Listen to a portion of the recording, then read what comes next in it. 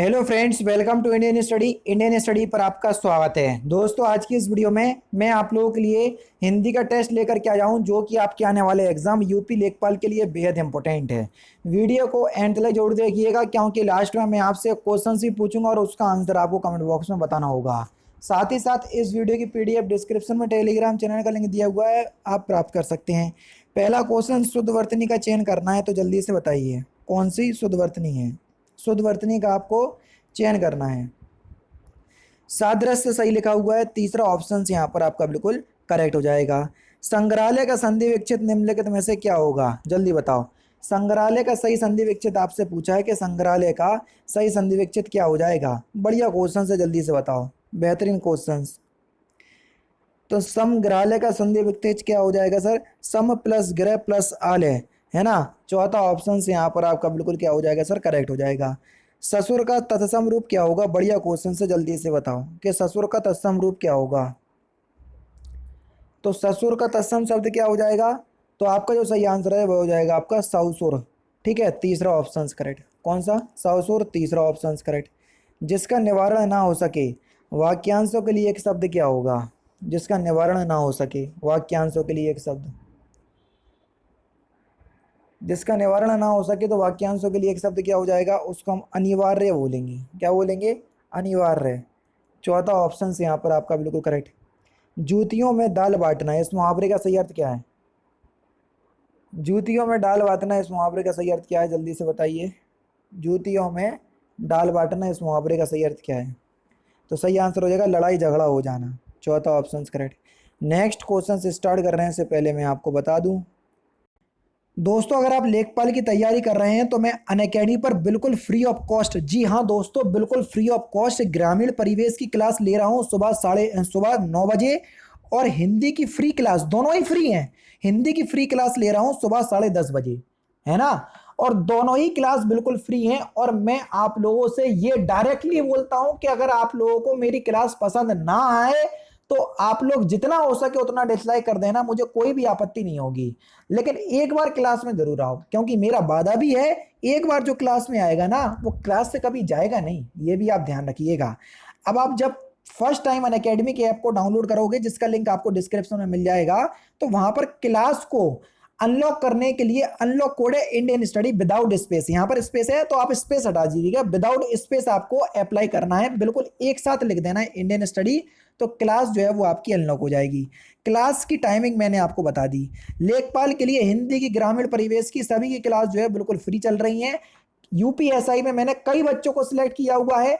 एक बार आप क्लास में आएंगे, क्योंकि कई बच्चे ऐसे हैं जो यूपीएसआई में सिलेक्शन लिए बैठे हैं, तो वहां से आपको खुद मोटिवेशन फील होगा, है ना। कई बच्चे मैंने अनअकैडमी से यूपीएसआई में सिलेक्ट करवाए हैं। तो एक बार आप आओ तो वहां पर आपको पता चलेगा, हिंदी में बच्चों के यूपीएसआई में 40 में से 37 नंबर जो है वो आए हैं मैक्सिमम।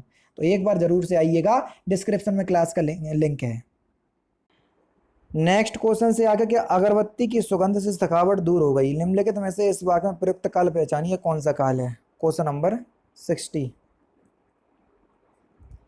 तो आपका जो सही आंसर हो जाएगा वह क्या हो जाएगा सर, यहाँ पर सर सामान्य भूतकाल है। तीसरा ऑप्शन से यहाँ पर आपका बिल्कुल क्या हो जाएगा सर, करेक्ट हो जाएगा। कौन सा सर, सामान्य भूतकाल है, तीसरा ऑप्शन बिल्कुल करेक्ट। अपनी बुराई नहीं दिखती, व्यक्त को अर्थ को व्यक्त करने वाली लोकोक्ति आपको बताना है कि कौन सी है।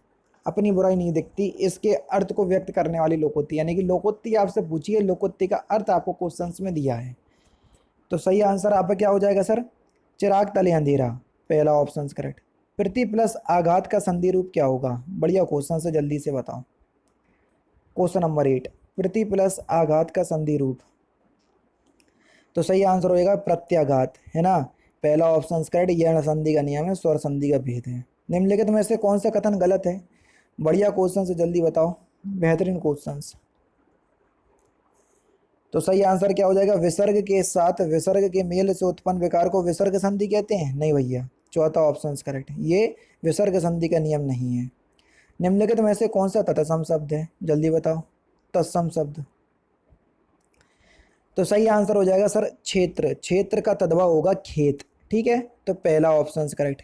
अपने सहारे पर रहने वाला, वाक्यांशों के लिए एक शब्द क्या होगा, उसको हम क्या बोलेंगे, अपने सहारे पर रहने वाले को।